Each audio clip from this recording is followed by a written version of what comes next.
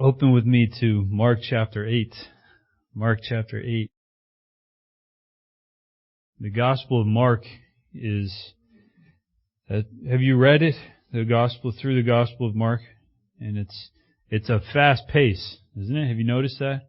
It's moving. A lot of the times used straight way, immediately, like there's no break in between the things that are happening. And actually, we'll read the first 9 verses here, and then it's off to the next thing. And Mark has like the shortest depiction of this, but also some very important stuff here. So let's read the first 9 verses.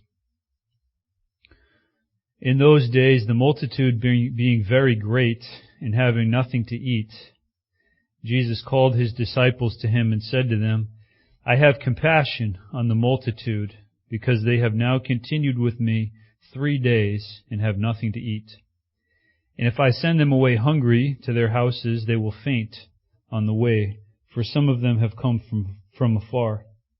Then his disciples answered him, How can one satisfy these people with bread here in the wilderness? He asked them, How many loaves do you have? And they said, 7. So he commanded the multitude to sit down on the ground, and he took the 7 loaves and gave thanks, broke them, and gave them to his disciples to set before them, and they set them before the multitude.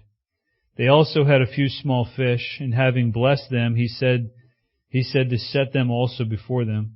So they ate and were filled, and they took up 7 large baskets of leftover fragments. Now those who had eaten were about 4,000, and he sent them away. And then there you see in verse 10, immediately they got into the boat, and they went to another place. But just this story of Christ feeding the multitude, and I think in it there is something that Christ is wanting us to know. In it we see that there is something he wants the disciples to know. And it's more than his ability to multiply bread. It's more than his ability to multiply the fish, but it's his compassion for people and his love for the people who were there.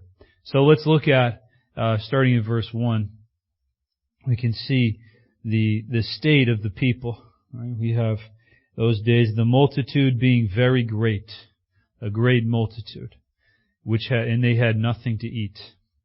This is the condition of the people.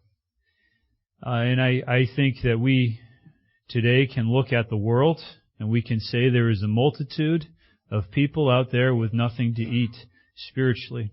They have no resource to feed their souls. They have no way of knowing what God thinks about them. They have no way of navigating a spiritual life because they are lost. And this would characterize the world, a great multitude with nothing to eat. Have you ever been in that kind of condition? In a group of people with nothing to eat?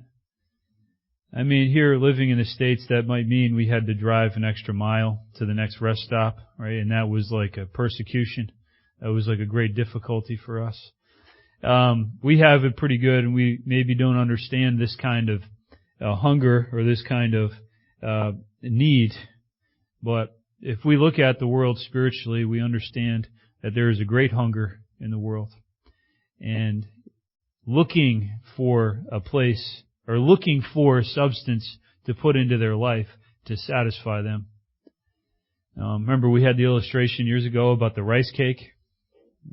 Does anybody enjoy rice cakes? Not necessarily. There's nothing to them, right? You are looking for it's okay if you like them, right? You gotta put something on them though, peanut butter or something, right?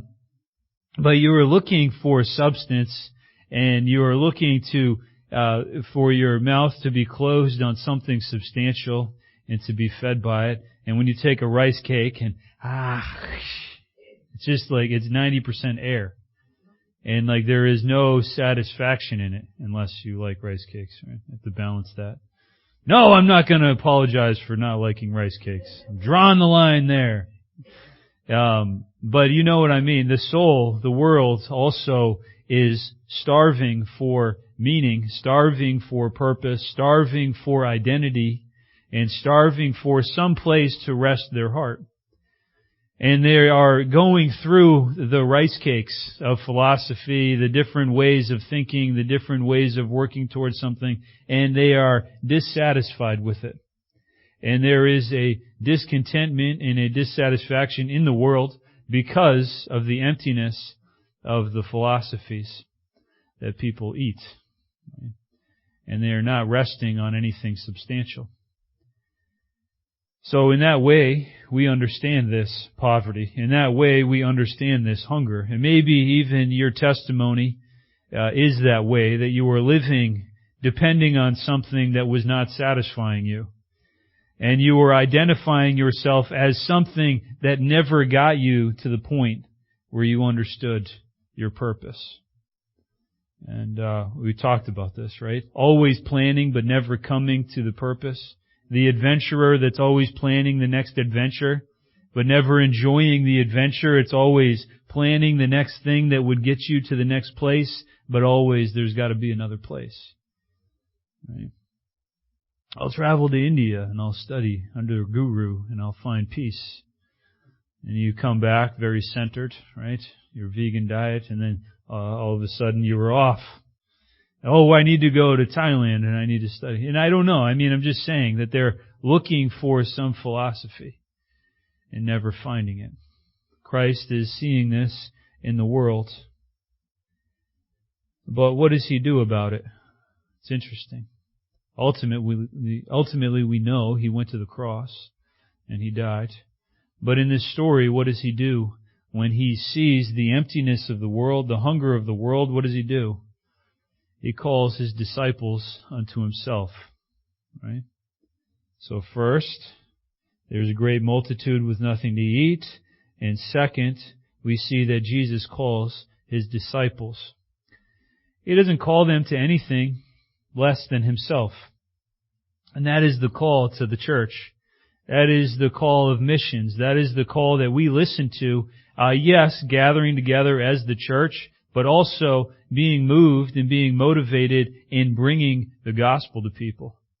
That we are the ones, somehow, for some reason, we are the ones that God has chosen to communicate His love to people. What a funny thing. We could say you could have done a better job. You could have used a more effective means. You could have just put the billboard up there in the clouds. You could have just come to everybody in dreams. You could have just made every heart believe. And He said, but no, that is not enough. Because in that there is not the expression and the communication and the channel of His love. So He calls His disciples to Himself, and that's us. We are His disciples. Isn't that amazing to think? We read the gospel and we think of the disciples, the 12 that followed Him, or the hundreds that were with Him at the ascension.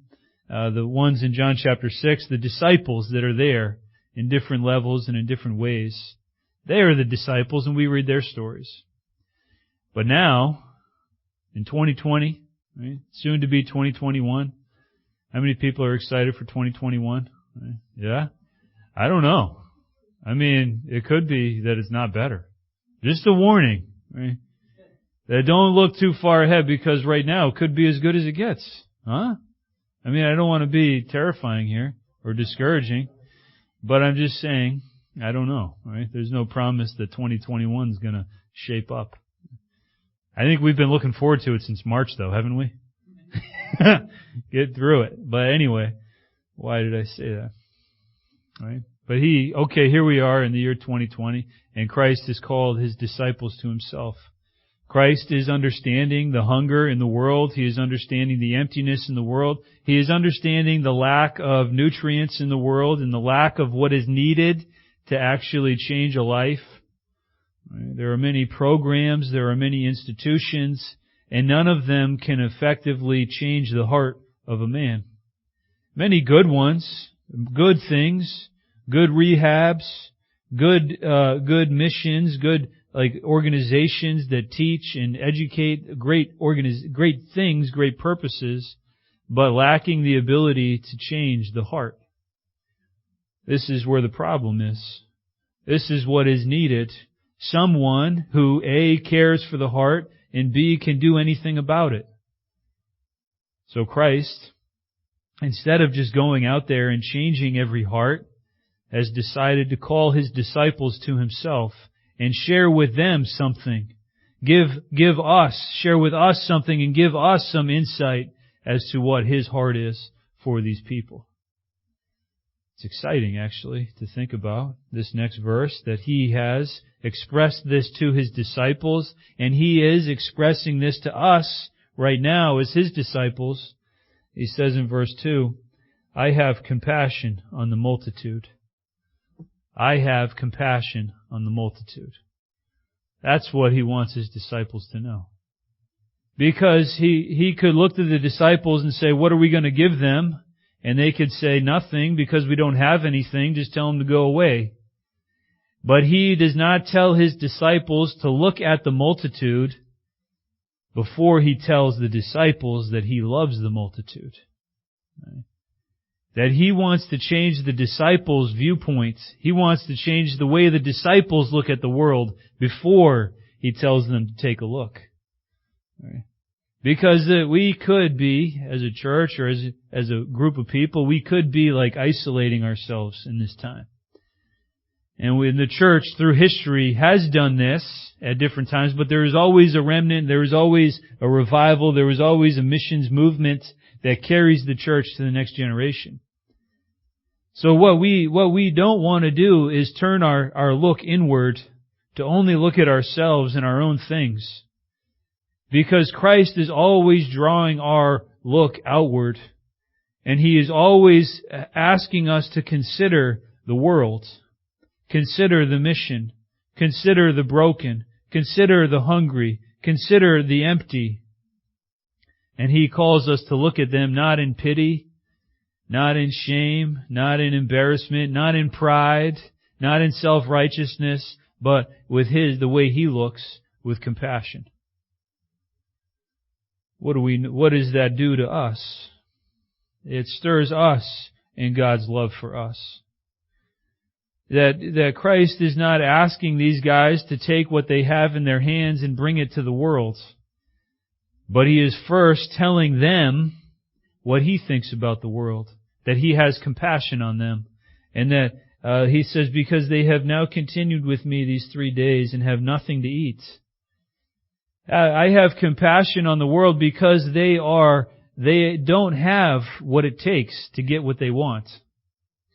Have you ever seen someone toiling, frustrated, working on something, and you can look at them and know that they don't have the equipment necessary to accomplish the job?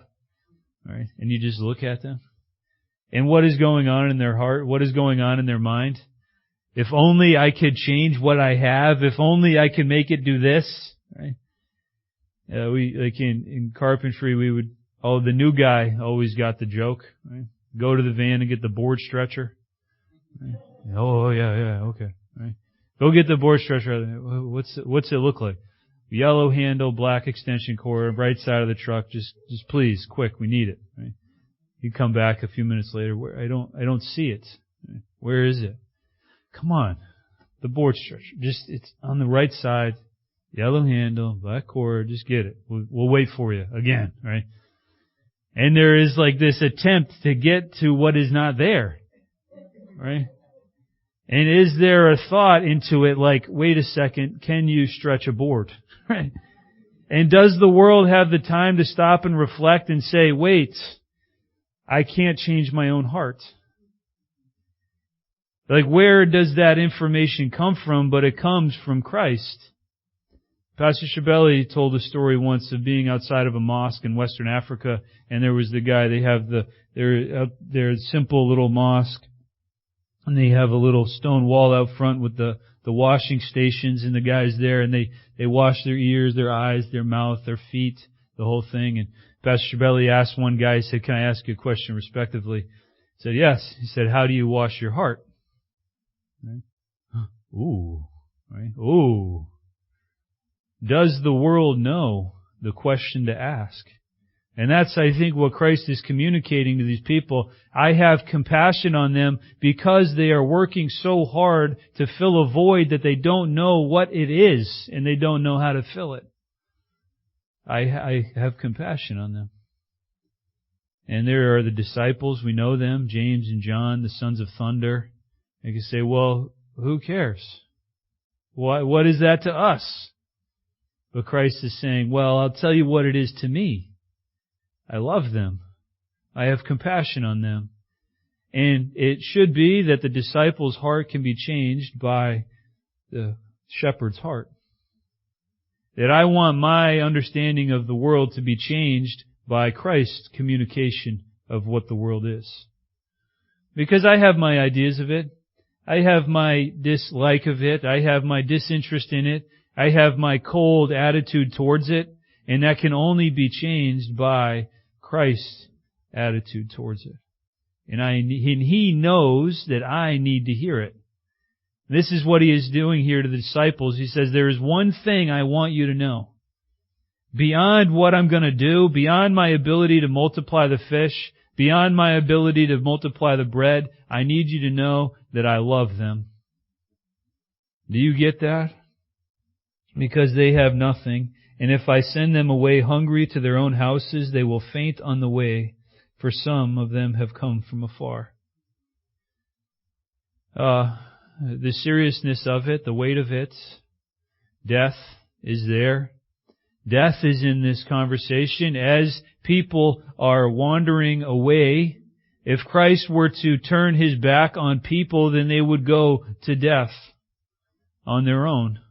Unable to change the course, unable to cover the void or cover the distance necessary to get to where they want to go. The same way, naturally working your way towards heaven, you will never get there. You have gone too far from heaven to get back on your own. As humans, as humanity, I'm not talking about the individual case, but I'm talking because of sin, because of Adam, we have gone too far. And we on our own cannot cover the distance to get back. And this is why Christ loves us. And this is why He is communicating the seriousness of it to His disciples. Not so they would go and do anything about it, not so that they would in their own effort save people from hell, but so that they would consider His thoughts towards people. And in considering Christ's thoughts towards people, they would be changed. Look at the disciples' response. Have you thought this way? Have you considered the enormity of a mission? To say, we look at a guy like Pastor Carl Silva, who had a heart for India. As a young Indian, comes to America, comes to Bible college, and goes back with a heart for India. Pastor Carl, do you know that there are over 1 billion people in India? The mission field is too big for you. Aren't you overwhelmed by it? Yes, I'm sure at some point he was. But he knew something different. He knew something of this, that Christ had compassion on people. And that He was not sent to India to save people on His own, but He was sent to India with resources that came from Christ.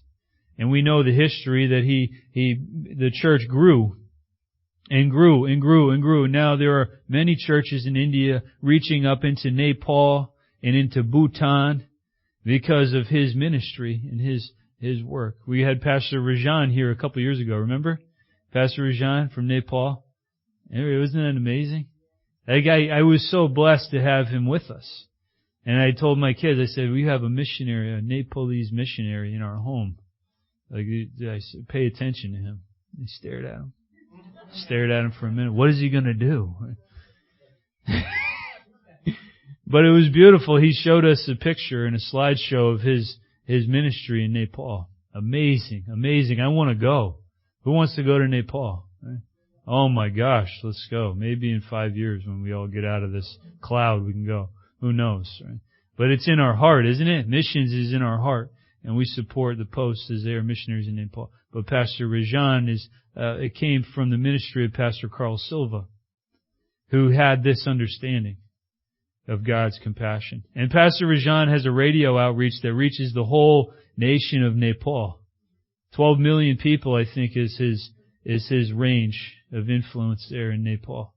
And there are places way up in the Himalayas, and the pastors communicate to each other by shouting across these caverns, and the echo they carry, hey, hey, hey, hey, I'm coming on Wednesday. Okay. Right? And then they start walking, and days later they have fellowship together. Right? What the heck is going on? That's amazing.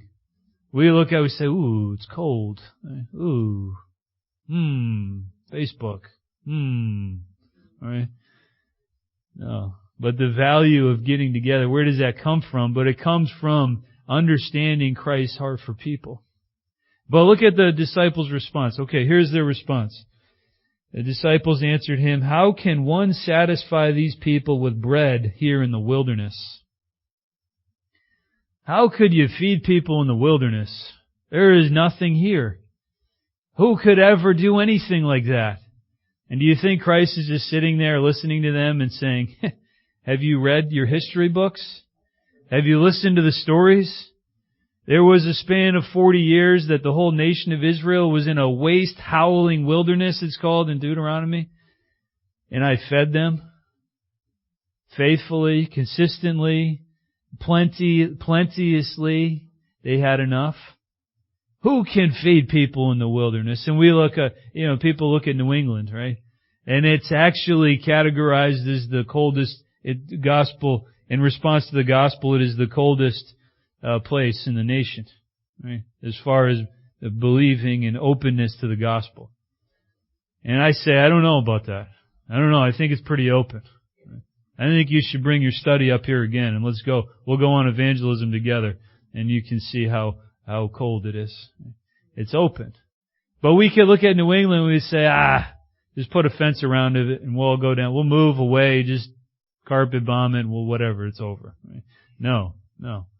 God is on the move in New England. God is moving, and yes, it is cold. Yes, there are, and I don't mean the weather, I mean the spiritual temperature, although we are also plummeting in temperature. But it is cold. The receptivity is not there. We can make many excuses. It's a desert out there. There is no fruit. We might as well just come together and enjoy what we have. No. We have a God who is able to break into any wilderness, feed abundantly, change lives, stir hearts to faith, cause a revival to happen in a place where we would say it's dead. Have you considered the nation of Israel? Before Israel was a nation again in 1948, it was a wasteland. There was nothing good coming out of Israel. Now it is the first nation to be fully independent. They have everything. They were able to come up with a water treatment system so that they are water independent. They have the most unbelievable farms and produce and all of these amazing things happening in Israel. Because God is able to bring a blossom and a bloom and fruit in a desert place.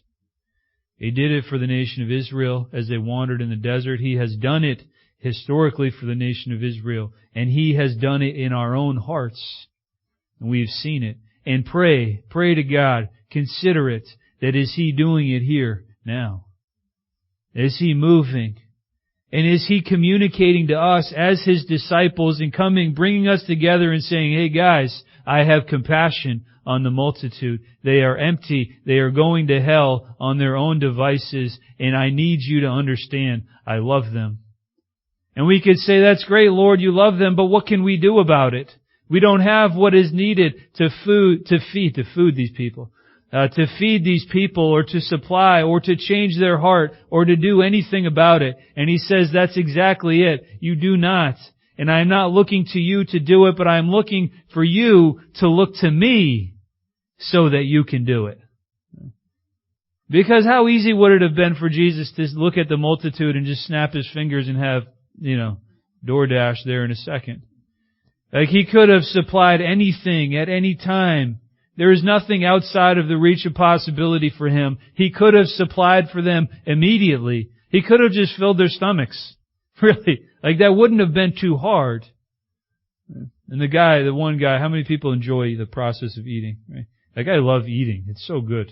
Thanksgiving, I'm a little disappointed that I can't eat like 12 plates on Thanksgiving anymore. Right? If you're younger and you can, just enjoy it. Someday you have one plate and you're like, what's happening? What happened? I'm full. I thought I was just warming up. But no, it happens. Right? But we loved it. The one guy, if Jesus had done that, there would have been somebody who was upset.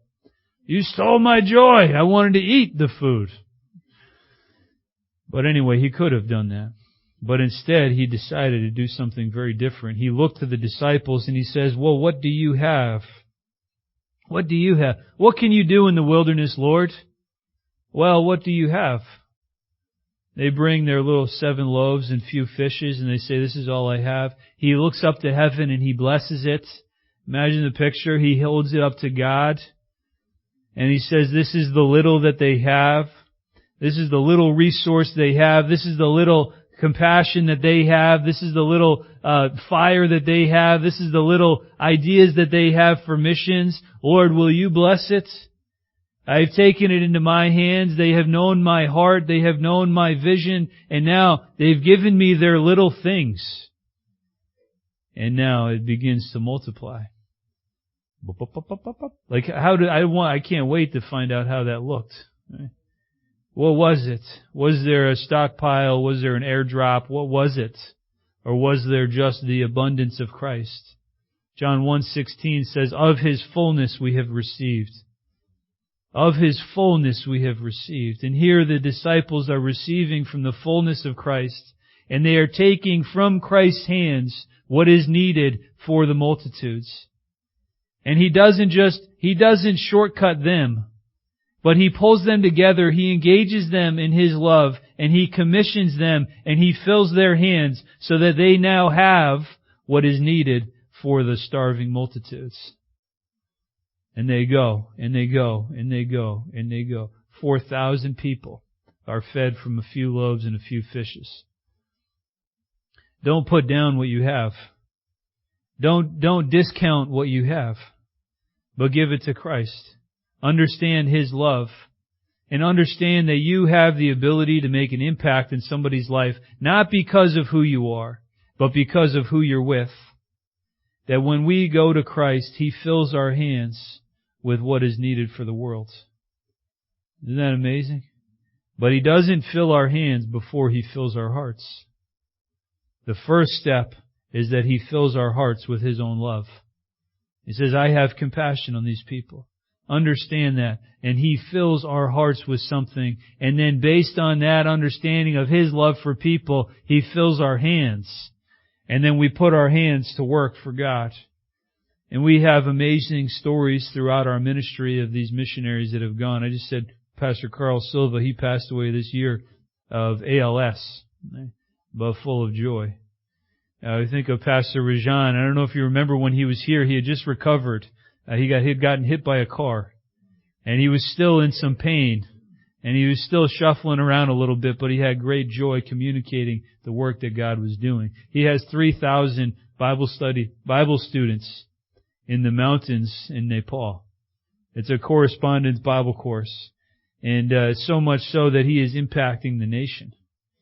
One guy Pastor Schaller actually flew into the airport in Nepal, and he got in a taxi cab and he started to ask him if he knew anything about God and about the grace of God. And he says, yes, in the country there is a radio program that goes out across the whole country, and we hear about the grace of God.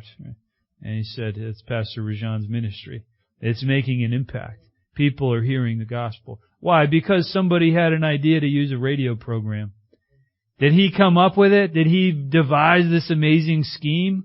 No, his heart was filled by the love of Christ, and then he put his hands to the little bit that he had and allowed God to bless it and turn him out and to change a nation.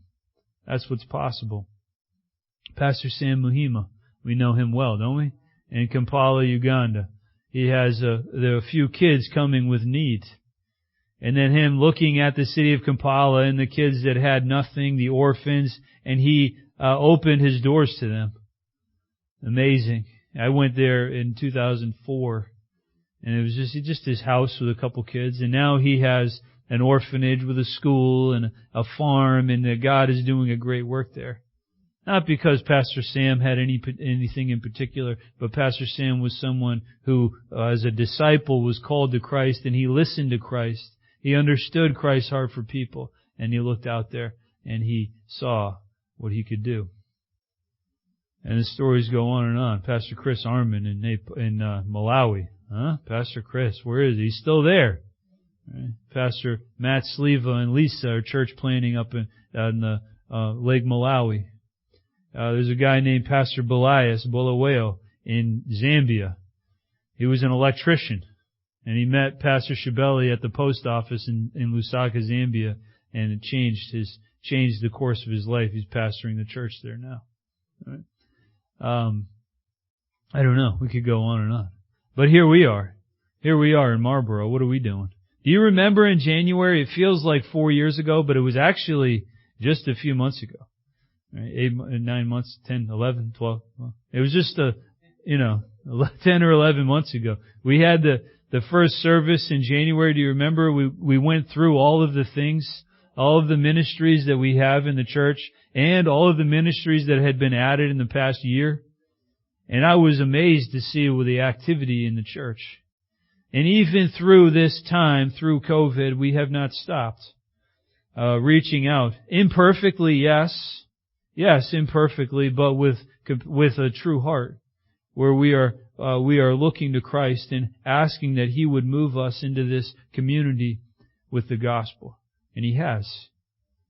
So let's be prepared. Let's be challenged by this idea of discipleship, because in discipleship we see Christ's heart. And in discipleship our heart is filled. And in discipleship our hands are filled. And we go out to an empty world that is starving for substance, starving for something to really rest their life on. We have it. We have it. It's Jesus.